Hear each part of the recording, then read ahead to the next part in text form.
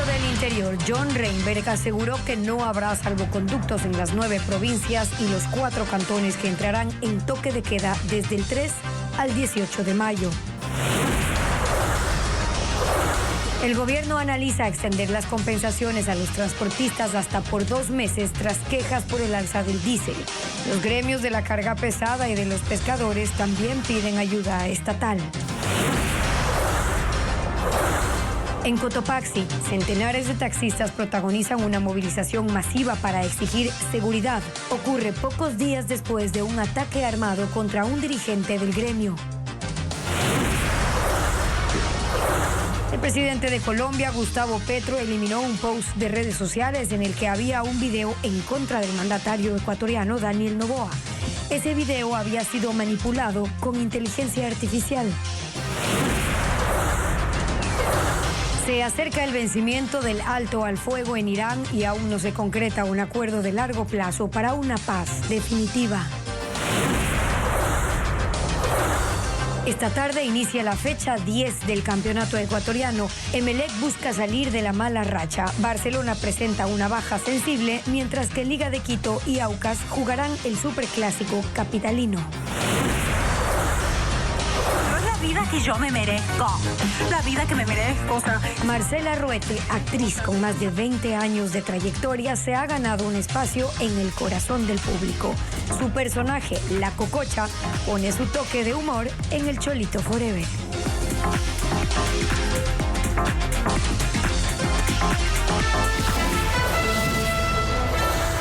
Las noticias en Televistazo, con Pedro Jiménez y Stephanie Espín.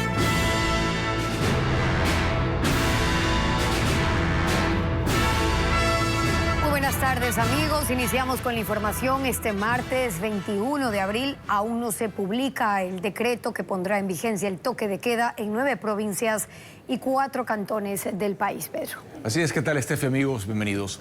Sin embargo, el gobierno ya justifica la medida, señalando que para esa fecha tendrán objetivos importantes, identificados, y recuerda que el primer toque de queda del año logró reducir la criminalidad.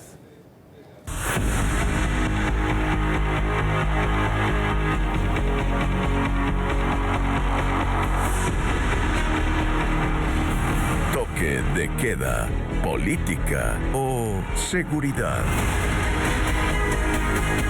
Esta mañana, en una entrevista radial, el ministro del Interior, John Reinberg, justificó el toque de queda anunciado por el presidente Daniel Noboa y dijo que tienen identificados a los objetivos a capturar que fueron previamente expuestos al mandatario.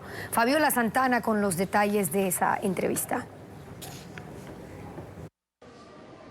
El gobierno aún no publica el decreto con el que se pondrá en vigencia el toque de queda entre el 3 y el 18 de mayo en 9 provincias y 4 cantones del país, en horarios de 23 a 5 horas. Sin embargo, el ministro del Interior, John Reinberg, respondió en una entrevista radial a algunas dudas, como si existieran excepciones en la movilidad durante ese horario para no romper la cadena productiva. Siempre van a pedir la excepción. Al principio el toque de queda anterior fue exactamente lo mismo. En la mitad del proceso, lo mismo, pero ya menos. Y al final del proceso, apoyamos el trabajo que hicieron. Son excelentes resultados que el país logró obtener. Los sectores deben estar de la mano de lo que estamos haciendo, porque son esfuerzos no solamente para ellos, son esfuerzos para todos. Aclaró que en esta ocasión Pichincha estará incluida en el toque de queda para dar de baja a delincuentes que están operando en algunos sectores de la provincia. No puedo permitir que esta economía criminal siga avanzando, porque si no voy a tener un problema futuro en Pichincha, voy a tener un problema futuro en Quito, y eso es algo que no lo vamos a permitir. El ministro asegura que llegarán a esa fecha con objetivos importantes identificados y expuestos previamente al presidente de la República. Porque ya toque de queda es llegar directamente a operar. No es que en ese momento recién nos preparamos, entramos a ver qué vamos a hacer, sino es netamente ya a operar, a destruir lo que nos hemos propuesto que debemos destruir, a incautar, a detener, etcétera. Cual sea el objetivo ya es directo y por eso es resultado diario. Reinberg es optimista y evaluó positivamente el primer toque de queda de este año, durante el que, según él, fueron capturados todos los objetivos. No dio cifras, pero dijo que la reducción de los valores de criminalidad superan el 40% y marzo ya va con 24% menos crímenes. Gremios de restaurantes, bares y discotecas solicitan al gobierno no adoptar la medida de toque de queda en 9 provincias. Aseguran que sufrirán fuertes pérdidas económicas, sobre todo en un mes con dinamismo comercial. Las afectaciones podrían llegar hasta el 40%. Ante el anuncio de los nuevos toques de queda durante la noche y la madrugada para 9 provincias y 4 cantones, los gremios de restaurantes pidieron al gobierno revisar esta decisión. Indican que de implementarse se afectará la actividad comercial. La Confederación de Restaurantes del Ecuador, COREC, dijo que el impacto será entre un 30 y 40% de las ventas y toma en cuenta lo ocurrido en anteriores toques de queda donde se afecta la actividad nocturna. Eso ha determinado que el primer trimestre del año 2026 sea un trimestre bastante bajo en ventas para el sector en general. El toque de queda, según el presidente, se implementará desde el 3 hasta el 18 de mayo, desde las 11 de la noche hasta las 5 de la mañana. Vivero habla de cancelaciones en mayo, un mes que se dinamizaba por días festivos. Un mes de primeras comuniones, un mes de matrimonios, un mes de eventos por el Día de la Madre, 8 conciertos del día previo que se hacen en las noches, restaurantes con los nuestros esperando que esa gente que sale del concierto vaya a nuestros restaurantes y demás. Evidentemente no sabemos el efecto aún que esto va a ir teniendo. Gremios de bares, discotecas y otros negocios de vida nocturna se sumaron a la petición para que el gobierno dé marcha atrás. En este nuevo toque de queda está incluida Pichincha. Los gremios locales rechazan la medida y dicen que limitar los horarios nocturnos equivale a restringir el derecho a producir. Otro gremio, la Cámara de Turismo del Ecuador, respalda la medida, pero pide al régimen que se hagan excepciones. Tenemos que pedir reuniones con las autoridades a ver cómo se va a manejar el tema logístico, si van a haber salvoconductos o no va a haber salvoconductos. Indica que las restricciones son necesarias para frenar extorsiones que se dan en las noches a los negocios y afirma que en la última medida similar que se dio en marzo, en Guayas, Los Ríos, El Oro y Santo Domingo, la afectación al sector hotelero fue del 10%. La designación del nuevo ministro de Salud sigue generando más preguntas que respuestas. Cuestionamientos, falta de oficialización, dudas desde el propio gobierno marcan este nombramiento, como lo explica ahora Carla Delgado. La designación de Jaime Bernabé Erazo como ministro de Salud sigue generando polémica y también confusión dentro del propio Ejecutivo. El lunes la ministra de Gobierno, Natalie Morillo, dejó más dudas que certezas al referirse a los cuestionamientos sobre el nuevo funcionario. Hay que diferenciar entre designación y posesión. El presidente designó, nombró a la persona, todavía no está el decreto, todavía él todavía no ha entregado los documentos y en el momento en que él vaya a entregar los documentos se verificará si cumple con todos los procesos. Hasta la 1 de la tarde de este martes, en la página oficial de decretos de la presidencia, aún no constaba su formalización en el cargo. La designación de Jaime Bernabé Erazo ha sido cuestionada tras conocerse que mantenía un impedimento para ejercer cargos públicos, el mismo que fue eliminado luego de recibir una ola de críticas. A esto se suma una denuncia en 2022 como sospechoso de homicidio culposo por presunta mala práctica médica. El propio ministro defendió su trayectoria al ser consultado por Televistazo, asegurando que su vida profesional es muy limpia. También se cuestiona su breve paso por el Instituto Ecuatoriano de Seguridad Social en el 2024, donde permaneció apenas 27 días. Mercy Maldonado, ex vocal alterna de los asegurados, dice que se abstuvo de votar a favor de su designación como director del IES y explica las razones. Si nosotros podemos revisar lo que nos dicen las normas de control de las entidades del sistema de seguridad social de la Superintendencia de Bancos, no debemos tener conflictos de intereses. Y ayer la sorpresa, que el señor va de ministro de Salud. Según registros, Bernabé Erazo mantiene vinculación accionaria en empresas del sector de la salud, entre ellas un hospital en Guayaquil.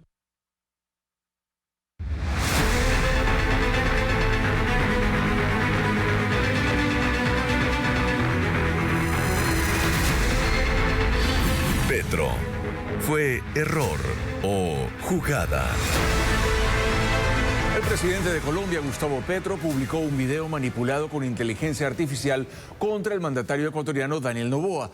Tuvo que retirarlo de la red social X luego de que una cadena internacional de televisión desmintiera la veracidad de esa grabación. Patricio Díaz nos informa. La pugna entre los presidentes de Colombia y Ecuador llegó a su punto más crítico. El mandatario colombiano Gustavo Petro publicó en su cuenta de X un video contra el presidente Noboa que resultó ser manipulado por inteligencia artificial. La alerta en Ecuador la dio Lupa Media, organización que promueve la verificación de información. Solo observando el video identificaron, por ejemplo, que el nombre no coincide con la cadena que supuestamente lo emitió, Telemundo. Este video empezó a surgir en marzo de 2026. Esa fue la primera vez que nosotros le rastreamos y le publicamos la verificación. Y entonces lo que ocurre ayer es que vuelve a surgir esta desinformación, porque un componente de la desinformación es que es reciclada. Muchas veces es algo que ya ha circulado antes. La propia cadena tuiteó: señor presidente, desde Noticias Telemundo queremos informarle de que el video que usted ha compartido ha sido modificado con inteligencia artificial y no corresponde a ninguno de nuestros noticieros, aunque intenta imitar nuestra imagen y a nuestros presentadores. Y en su página web publicaron una nota añadiendo: ese reporte de Noticias Telemundo nunca existió. El video manipula una transmisión auténtica del 23 de marzo en la que no se mencionó a Daniel Noboa ni al negro Willy. Gustavo Petro eliminó el tuit y no se ha referido a él. Todas las personas que tienen ese grado de influencia tienen la responsabilidad de ser mucho más precavidos con su contenido, ¿no? Y hay un desconocimiento en entender cuán grave es la desinformación. Estamos hablando de una de las principales amenazas globales. Según el medio colombiano, la FM, la Casa de Nariño, sede del gobierno, habría señalado que la cuenta de X del jefe de Estado es personal y no constituye un canal oficial del gobierno. El presidente Daniel Noboa no se ha referido aún a esta publicación del mandatario colombiano. Vamos a una pausa y al regresar a la ola de calor que soporta la mayor parte del país se suman los efectos de una tormenta solar que ocurre cada 11 años en el espacio. Ya le contamos. 2 sismos se reportaron en las últimas horas en el país. El primero se registró a eso de las 9 de la noche de ayer, a más de 13 kilómetros en Cotacachi, en Imbabura, y tuvo una magnitud de 5,2 grados, a una profundidad de 121 kilómetros. El segundo temblor, de magnitud 2,8, se reportó a las 4 de la madrugada de hoy en Echeandía, provincia de Bolívar. Su profundidad se registró a 99 kilómetros, de acuerdo con el Instituto Geofísico. 4 horas de lluvia bastaron para dejar sin paso a un tramo clave en Orellana. La vía Coca-Auca colapsó en 2 puntos. Hay vehículos varados y más de 13.000 personas que han quedado incomunicadas. Elizabeth Quesada nos informa. 4 horas de lluvias intensas bastaron para afectar la vía Coca-Auca en la provincia de Orellana. 2 tramos colapsaron por el desbordamiento de ríos y deslaves. En el kilómetro 32, el agua cubrió al menos medio kilómetro de carretera. Más adelante, en el kilómetro 36, colapsó una alcantarilla y parte de un puente se abrió. Según los conductores, hay más de 20 derrumbes a lo largo de la vía, lo que deja incomunicadas a unas 13.000 personas de las parroquias Inés Arango y Dayuma. La emergencia mantiene atrapados a unos 200 vehículos, entre ellos tanqueros y camiones que transportan insumos para la industria petrolera. Esta ruta es clave porque conecta con 10 bloques petroleros de Orellana. Estoy aquí desde el mediodía y muchos transportistas se han vuelto de aquí ya, por lo que no pueden pasar en viceversa del lado de allá o del lado de acá. Además, en la parroquia de Dayuma, 8 viviendas y un gimnasio resultaron afectados, con daños en paredes y enseres. Las lluvias también provocaron la caída de árboles y postes eléctricos, lo que interrumpió el servicio de energía durante 10 horas. Tenemos pérdidas de electrodomésticos, como son cocinas, neveras, congeladores. Las pérdidas, si yo me pongo a hacer cuentas, serían una cosa de 15 a 20 mil dólares. Por lo pronto, la Junta Parroquial de Dayuma movilizó maquinaria para intentar habilitar un carril de la vía Coca-Auca. Hemos tomado las acciones inmediatas de poner el equipo caminero con excavadora, gallineta, a evacuar los diferentes deslizamientos de tierra que tenemos en la vía Coca-Dayuma. De forma preliminar, se estima que la vía pueda ser rehabilitada desde este miércoles. El gobierno analiza extender las compensaciones a los transportistas hasta por 2 meses tras las quejas por el alza del diésel. El gremio de carga pesada también está inconforme y tiene previsto enviar hoy una carta al presidente Daniel Noboa. Además, pescadores se reunirán con la ministra de Gobierno este miércoles, como informa Luis Alfredo Zúñiga. Desde septiembre de 2025, los transportistas intra e interprovinciales han recibido una transferencia mensual del gobierno para compensar el impacto que generó el alza del diésel. Pero ese beneficio terminó este mes y coincide con un clima de inconformidad, porque el precio sigue subiendo e incide en los costos operativos del gremio. Ahora el gobierno analiza extender la compensación hasta por 2 meses más, según declaraciones públicas de la ministra de Gobierno, Natalie Morillo. Pero aún no hay un decreto oficial. Además, el ministro de Transporte, Roberto Luque, aseguró que hay diálogo constante. Estamos trabajando en la tercera placa, estamos trabajando en zonas de descanso, todos los compromisos a los que llevamos con ellos. Lo que no menciona Luque es una posible revisión de las tarifas, ni tampoco un freno al alza del precio del diésel.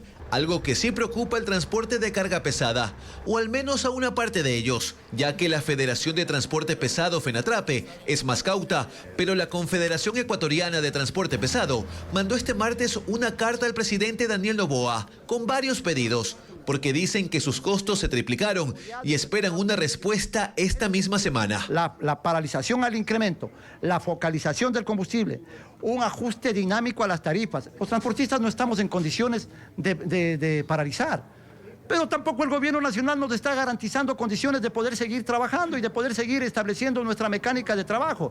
El transporte pesado no recibe compensación, pero la ministra Morillo aseguró que el último domingo hubo una reunión para buscar alternativas. Y quienes también esperan ayuda son los pescadores.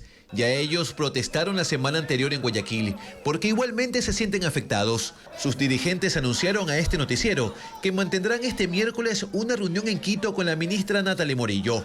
Desde septiembre a la fecha, el gobierno ha entregado 177.5 millones de dólares en compensaciones para 57.000 transportistas. Más adelante en Televistazo revelan detalles del responsable del tiroteo en la zona arqueológica de Teotihuacán, en México, que dejó una turista canadiense fallecida y 13 personas heridas. El aumento de la delincuencia empujó al gremio de taxistas en Cotopaxi a una movilización masiva. Cientos de conductores y unidades se concentraron en 3 sectores de Latacunga para exigir respuestas tras el ataque armado contra uno de sus dirigentes y denunciar que a diario enfrentan robos, extorsiones y otros delitos. Sandy Espinosa con los detalles. El reclamo por seguridad sacó a las calles al gremio del taxismo en Cotopaxi. La protesta se organizó este martes desde 2 frentes en Latacunga. Alrededor de 600 choferes se concentraron en el sector El Salto en el norte, con camisetas blancas, globos y carteles. Mientras en el sur, unas 100 unidades avanzaron con consignas escritas en sus parabrisas. Ambos grupos se dirigieron hacia el centro de la ciudad y se concentraron afuera de la gobernación. Aseguran que la indignación creció tras el ataque ocurrido el pasado miércoles contra Braulio Galarza, presidente de la Unión de Taxistas Provincial. 2 hombres en moto le dispararon 4 veces afuera de su vivienda. Actualmente permanece en un hospital de Quito en estado crítico. Los responsables aún no han sido identificados. Hoy, el gremio no solo exige que el caso se aclare, sino también respuestas frente a una inseguridad que, según afirman, marca su trabajo diario.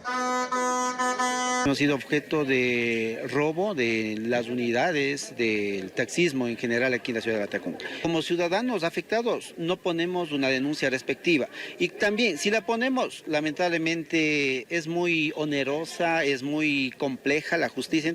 Según la Federación, el 70% de los 2.300 taxis de la provincia no cuenta con botones de pánico ni cámaras de seguridad, en un contexto marcado por los asaltos. El gremio está cansado de la extorsión, el vacunatorio, la criminalidad, el deshuesamiento de las herramientas de trabajo. Es importante que el señor gobernador interceda ante el gobierno nacional para la reposición de los kits de transporte seguro. El centro de Latacunga permaneció cerrado durante 3 horas. Cerca del mediodía, las unidades se retiraron y retomaron sus actividades en medio de la incertidumbre. Esta mañana un guía penitenciario fue asesinado frente a la cárcel de Bahía de Caracas en Manabí. Según información preliminar, la víctima estaba llegando al reclusorio cuando los criminales le dispararon al menos 5 veces desde una camioneta. El fallecido fue identificado como Cristian Vaca, de 31 años.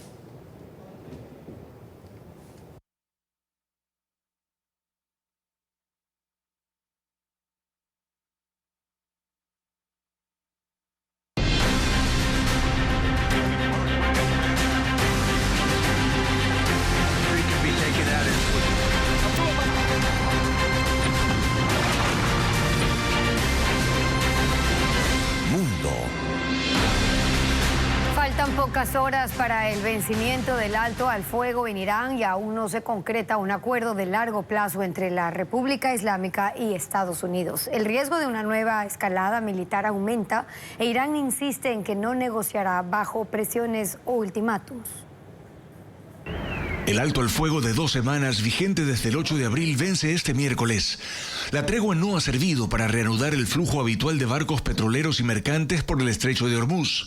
Irán quiere el control de esa ruta marítima y Estados Unidos presiona con un bloqueo naval. Las conversaciones del domingo concluyeron sin acuerdos y una posible nueva ronda desde hoy en Pakistán tampoco está confirmada. Irán dice que desconfía porque ya en 2 ocasiones Estados Unidos lanzó ataques durante procesos de negociación. Estados Unidos asegura que más les vale sentarse y llegar a un acuerdo. Esta mañana el presidente de Estados Unidos, Donald Trump, pidió a las autoridades iraníes que liberen a 8 mujeres presas y condenadas a morir en la horca. Dijo que sería un buen comienzo antes de los diálogos. Las identidades de estas mujeres no han sido confirmadas, pero al menos una fue detenida durante las violentas protestas contra el régimen islámico. Una revuelta que entre diciembre y enero dejó miles de muertos y a cuyos protagonistas el gobierno acusó de terrorismo. Irán no ha respondido y Trump señala que no quiere extender la tregua. Turistas en Guatemala captaron imágenes impactantes del momento de una erupción del volcán Santiaguito. Los excursionistas subían la montaña cuando comenzó a lanzar humo y piedras. El ascenso está prohibido desde hace mucho tiempo y este incidente pone bajo la lupa el turismo de riesgo y la influencia de las redes sociales que promueven experiencias extremas y peligrosas. Uy, todavía está ahí.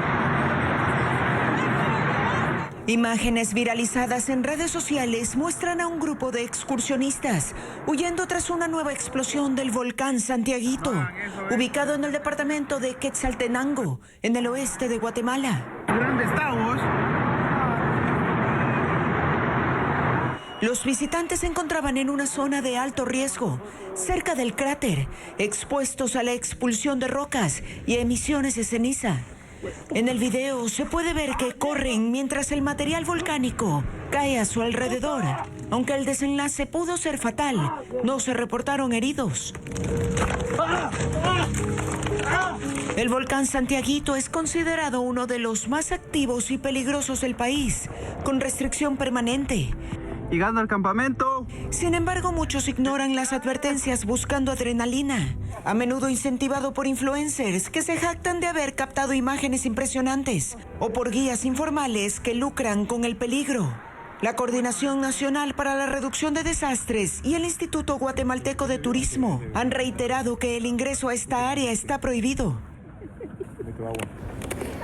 Autoridades mexicanas identificaron al autor del tiroteo en la zona arqueológica de Teotihuacán. Julio César Jasso Ramírez irrumpió en la zona, asesinó a una turista canadiense, hirió a otras 13 personas. El autor del fatal tiroteo en la zona arqueológica de Teotihuacán fue identificado como Julio César Jasso Ramírez, de 27 años. Según las indagaciones, era residente en Ciudad de México, un fanático de Adolf Hitler, y que en el momento del ataque vestía una camiseta con la frase Disconnect and Self-Destruct, vinculada a comunidades online que glorifican masacres. El hombre logró subir a la pirámide de la Luna con una pistola oculta en su ropa y desde un punto elevado comenzó a disparar contra los turistas, mientras que decenas de personas desesperadas buscaban resguardarse. Cumplo mi palabra. Un Un visitante grabó con el celular las amenazas del atacante, que con insultos les gritaba: si vinieron de Europa no van a regresar. Este es un lugar para hacer sacrificios, no para que se hagan fotitos. El ataque dejó una turista canadiense fallecida y 13 personas heridas, entre ellos estadounidenses, colombianos, brasileños y rusos, de entre 6 y 61 años. De acuerdo con la policía, el atacante se suicidó tras perpetrar el ataque. Hay una investigación en curso y el complejo permanece cerrado.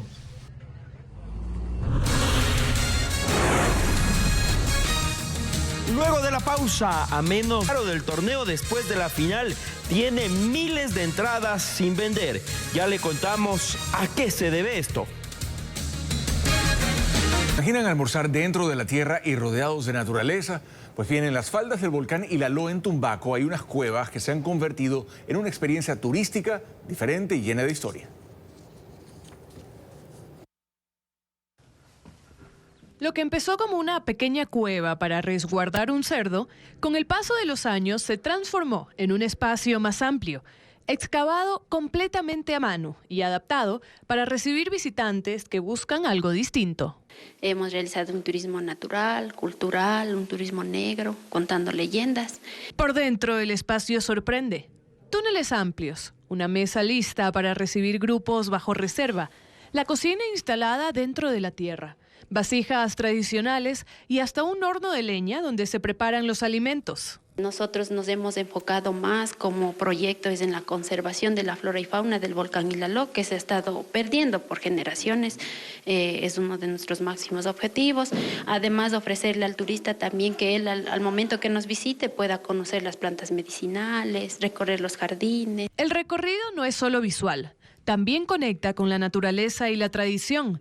Aquí se promueve la conservación del entorno del Ilaló. Cuando cocinamos utilizamos técnicas ancestrales, que es el horno y la cocina leña, que queremos ofrecerle al turista un sabor diferente. Se siente cuando se cocina en horno y en la leña y en el horno. Hasta el pan mismo nosotros lo realizamos igual. Un rincón poco conocido, construido en Cangagua, una piedra volcánica extremadamente dura, que ya ha sorprendido a visitantes nacionales y extranjeros. Hoy se posiciona como una opción distinta para desconectarse de la ciudad, respirar aire puro y vivir una experiencia única.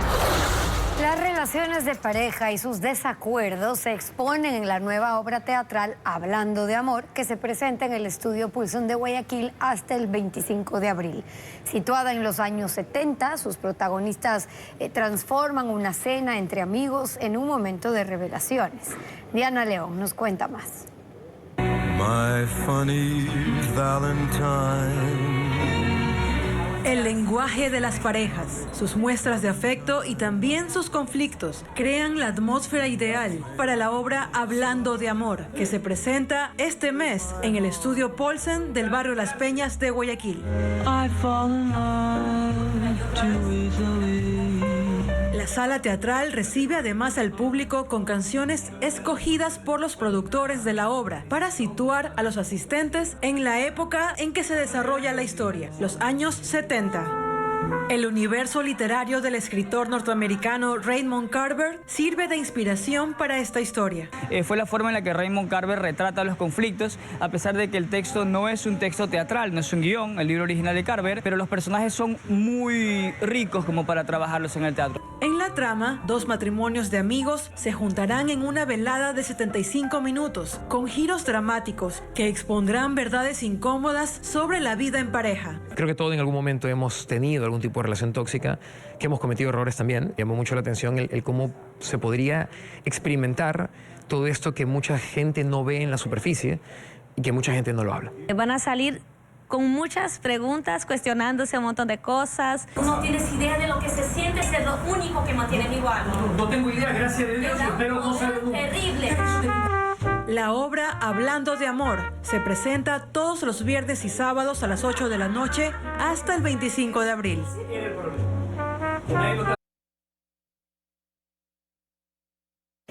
En Guayaquil, la presencia de roedores alcanza niveles alarmantes. Según el municipio, en la ciudad podría haber hasta 50 millones de ratas.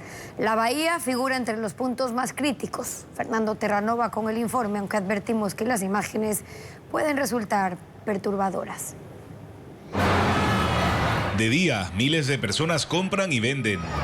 De noche, algo más se mueve entre los puestos. Las ratas se pasean por la bahía de Guayaquil, aprovechando el silencio y la oscuridad. Hay harta rata aquí. Rata animal. Más o menos grande. La presencia de ratas en la bahía es alimentada por tachos repletos, recipientes por todos lados, incluso con residuos de comida, vasos, botellas, todo tipo de desechos, generando el entorno perfecto para su proliferación. Por los desperdicios que todo el mundo bota y porque hace mucho tiempo no hay limpieza, mire, todo esto está tapado, lleno de basura. Es que hablamos del corazón comercial de la ciudad, un área de 16 hectáreas donde operan más de 4.000 comerciantes. El municipio ha identificado hasta 500 madrigueras de roedores solo en esa zona. El doctor Juan Carlos González, director municipal de salud, identifica varios puntos críticos en la ciudad con alta presencia de roedores. Los roedores siempre se van a ir donde hay más alimentación. ¿Dónde hay más alimentación? Donde tenemos puntos centrales de restaurantes y manejos de alimentos, mercados, ¿no? Zona céntrica, zona de la bahía. Explica que durante 2026 se han realizado más de 34.000 desratizaciones en domicilios, pero asegura que las intervenciones en espacios abiertos se han ralentizado por las lluvias. El veneno en contacto con el agua se deshace, entonces cuando hay invierno baja, solo se hace desratizaciones intradomiciliarias y no extradomiciliarias. Las autoridades hacen un llamado a la conciencia ciudadana. Uno puede hacer la desratización, incluso fumigaciones, pero si la gente no colabora dejando los desperdicios a la intemperie, tenemos estos problemas. La estimación municipal es contundente. Puede haber hasta 30 ratas por cada habitante en Guayaquil. Eso podría significar más de 50 millones de roedores coexistiendo con la población. En medio de la ola de calor que soporta la costa ecuatoriana, en el espacio se produce otro fenómeno que puede aumentar la radiación ultravioleta. Se trata de una tormenta solar que, según expertos, ocurre cada 11 años, informa Diego Cuenca. En medio de las altas temperaturas, el presidente de la República habló de un fenómeno que está afectando a Ecuador. Este lunes en sus redes sociales aseguró que hay una tormenta solar. ¿Pero qué es y cuál es el impacto? Según el Observatorio Astronómico de la Escuela Politécnica Nacional, la tormenta solar ocurre en el espacio y produce efectos en la Tierra que duran segundos o minutos. Cada 11 años el Sol llega a un pico de actividad. Justo ahora estamos en un pico de actividad. El Sol emite una mayor cantidad de radiación, pero no solamente radiación, sino también material solar sale expulsado hacia el sistema solar. Por ende, hay un porcentaje de este material que puede llegar a la Tierra. La tormenta solar podría afectar a algunos sistemas satelitales y eléctricos, lo que derivaría en fallas en las comunicaciones. Pero esto depende de la magnitud del fenómeno, y eso es algo que aún no se puede conocer con exactitud. Sin embargo, la ola de calor no tiene relación con esa tormenta que ocurre en el espacio, porque las altas temperaturas se originan por los cambios climáticos en la superficie, principalmente en el océano. Tenemos un mar bastante cálido frente al Ecuador, cerca de las Islas Galápagos, así que la sensación térmica continuará siendo alta. Para esta semana, el INAMI asegura que las temperaturas alcanzarán los 33 grados centígrados, principalmente en las provincias de la costa. Y en el matinal En Contacto se vivió un momento lleno de emoción y nostalgia con el homenaje a la actriz ecuatoriana Marcela Ruete, La Cococha. Su carisma, su talento, hoy vuelven a brillar con su regreso a la pantalla de Ecuavisa en El Cholito Forever. La verdad que las espinas a mí no me gustan, o sea, las de las sardinas, pero la verdad que las sardinas tampoco me gustan mucho. Marcela Ruete ha hecho reír a todo el Ecuador con sus personajes que ya forman parte del corazón de los ecuatorianos. Desde Lulú en Tres Familias hasta La Cococha, la niñada más querida del país. Ha dejado una huella imborrable con cada interpretación. Usted pertenece a la clase económica, no a la primera clase. No digas eso, mentira, yo soy diamante, tengo millas, tengo de todo. Su carisma, estilo, trabajo y constancia le han permitido evolucionar y dar vida a personajes inolvidables a lo largo de más de 20 años de trayectoria, consolidándose como una figura querida y representativa de la televisión nacional. Ya te vida que yo me merezco, la vida que me merezco, o sea, ya te quiero. Johnny Watt, ya eres mío. ¡Mua, mua! Lo encontré, no tengo que buscar más, lo encontré. Marcela Ruete llegó a iluminar el set del matinal de En Contacto de Ecuavisa para su especial denominado Su historia en la pantalla, en el que hizo un recorrido por sus interpretaciones, un especial en el que participaron sus padres, hermanos y amigos. Qué gusto haber compartido contigo una vez más este proyecto de Cholito Forever. Y yo sé que tú estás en este mood de mamá, de familia, que es tan hermoso. Y de verdad, valoro mucho el que hayas sacrificado ese tiempo con tu familia para estar acá en esta familia. Durante la entrevista compartió recuerdos de su viaje a Buenos Aires, donde estudió actuación. Total, la vida es una, no quiero el día de mañana decir qué hubiera pasado si me hubiera ido. Yo me voy. Y agarré mis 4 cosas y me fui. Ahora me imagino que en el colegio la molestaban, ¿no? Se transmitieron los momentos icónicos de La Cococha y Lulú, como la recordada escena de la votación. ¿Cómo está? Vengo por el papelito ese de votación. Ah, sí, permítame su cédula. El episodio de la tarjeta de crédito y la primera vez que probó el cocolón. No seas defeciosa. Aquí vas a comer cocolón porque vas a comer. Prueba el cocolón, pruebe. Metan mano, sin miedo, nadie los está viendo, nadie los sapea. Todas las noches la puedes seguir viendo en el Cholito Forever, a las 21 horas por la pantalla de Ecuavisa. Un sacerdote portugués, conocido también por sus eventos como DJ, dio una presentación en Buenos Aires en medio de actos recordatorios a un año de la muerte del Papa Francisco. Durante el show hubo imágenes y mensajes con la voz del pontífice. Jueguen para adelante, pateen adelante, construyan un mundo mejor. Y escuchen, así suena el mensaje del Papa Francisco en manos del sacerdote y DJ, Padre Guilherme, que quiso homenajearlo aquí en Buenos Aires con este show que mezcla música electrónica con la fe y el sentido de comunión, el encuentro entre fieles y no fieles que quisieron decir presente. Amamos a Francisco. ¿Qué mensaje del Papa Francisco no puede faltar en la música que suene hoy en Plaza de Mayo? Hagan lío. Quiere decir, no nos quedemos en casa, seamos iglesia en salida. Evangelicemos, misionemos. Gracias, Papa Francisco. Intercede por nosotros. Hace un año, el mundo conocía la noticia de la muerte del Papa Francisco.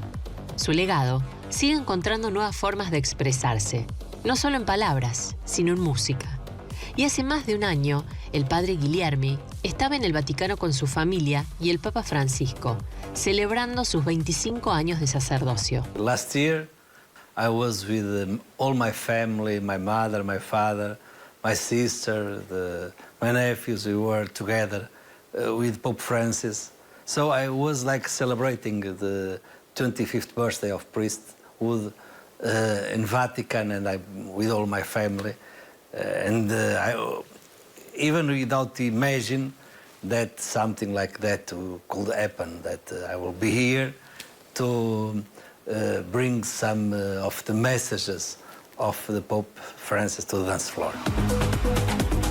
En 2023, el padre Guilherme dio su show en la Jornada Mundial de la Juventud en Lisboa, antes de la misa del Papa Francisco, ante 1,5 millones de personas. Sean protagonistas.